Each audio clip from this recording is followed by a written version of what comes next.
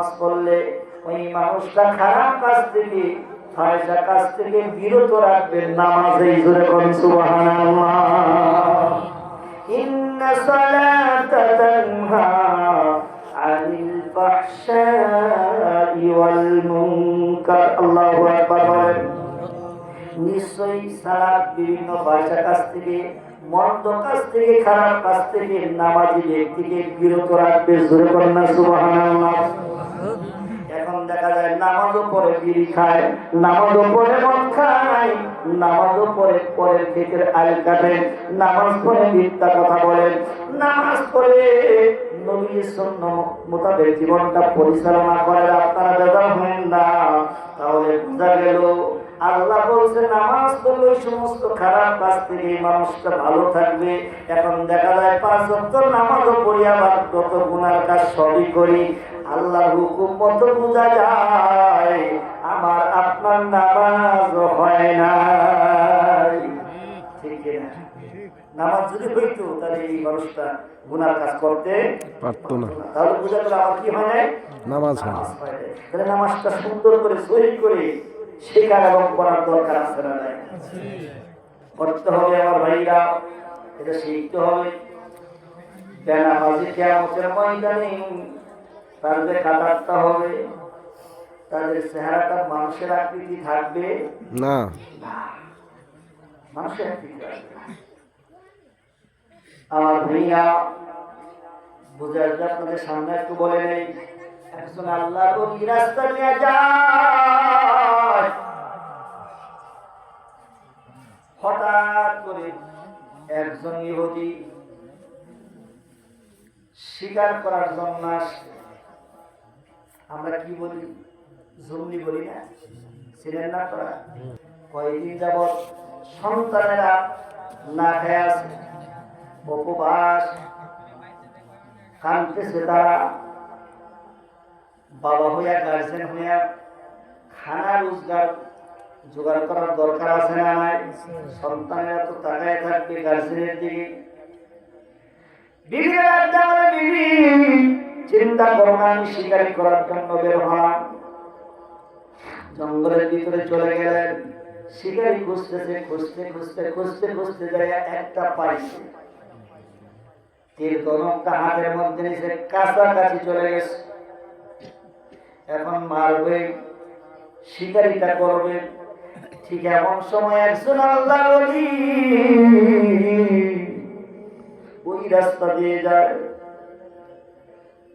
ওই জঙ্গলিটার চোখের সামনে আল্লাহর ওলির চেহারাটা পড়ে গেল।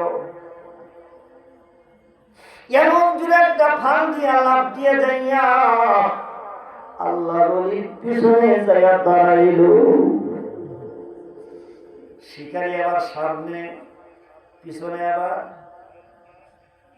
জঙ্গলি, মাঝখানে আল্লাহর ওলি। এবার আল্লাহর ওলি সরেন না, শিকারিও করতে পারে না, পারে না আমার ভাইয়া। এবার জিজ্ঞাসা করতেছেন, তুমি কেন আমার পিছনে দাঁড়াইলা? ওই লোকটারে জিজ্ঞাসা করলো, তুমি কে? বলে আমি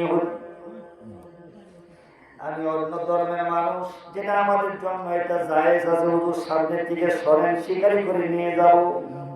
2-3 দিন হয়ে যায়, সন্তানেরা না খেয়ে থাকতে থাকতে কাঁদতে কাঁদতে শেষ হয়ে গেল। এবার আল্লাহর ওলি রাখে। এবার জিজ্ঞাসা করলেন, তোমাকে এখন শিকারি করে নিয়ে যাবে, কি জন্য তুমি আমার পিছনে দাঁড়াইলা? কারণটা কি? হুজুর, আমি জানি আমাকে শিকারি করে নিয়ে যাবে, আমার বুকের মধ্যে 3 ধনুক মারবে, আমার বাইরে নিয়ে যাবে, বাড়িতে নিয়ে সন্তানদেরকে নিয়ে খাওয়াবে, তারা খাবে। এটা জানি, তারপর আপনার পিছনে এসে দাঁড়ানো একটাই মাত্র কারণ, একটাই মাত্র অর্থ। বলে কি? ওই কিছু জঙ্গলের ভিতরে, গহীন জঙ্গলের ভিতরে কয়েকটা বাচ্চা প্রসব করে রেখে আসছি গো হুজুর। আমার যদি এই জায়গায় শিকারি করে নিয়ে যায়, আমার ওই ছোট্ট ছোট্ট সন্তানগুলো, দুধের বাচ্চাগুলো আমি মারে না পাইয়া মা মা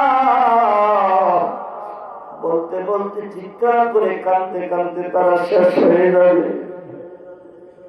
এই জন্য হুজুর আপনার পেছনে দাঁড়াইছি, মেহেরবানি করে আপনি ওই শিকারের হাত থেকে আমার একটু বাঁচাইয়া দেন। আল্লাহ ডাকতে বলতেছেন, ঠিক আছে তোমার কথা শোনো, তাহলে একটা শর্ত, আমার একটা শর্ত যদি মানো তাহলে শিকারের হাত থেকে তোমার বাঁচাইয়া দিতে পারি। বলে বলে হুজুর আমি মারার জন্য চেষ্টা করব। বলে তাহলে শোনো, কিয়ামতের ময়দানে তুমি জঙ্গলি, তুমি শোন, বেনামাজির কাতারে যদি তুমি দাঁড়াইতে পারো তাদের আকৃতি নিয়ে, তাহলে আজকে তোমাকে আমি এখান থেকে বাঁচাইয়া দেব। এই একটা শর্ত।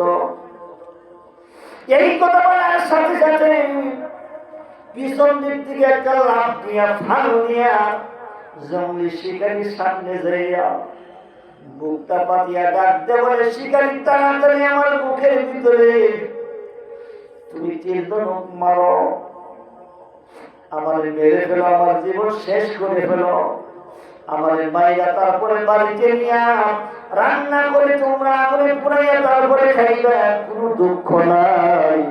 কিয়ামতের ময়দানে আমি শুয়োর ওই বেনামাজির কাতারে দাঁড়াইয়া তাদের আকৃতি নিয়ে দাঁড়াইতে পারবো না।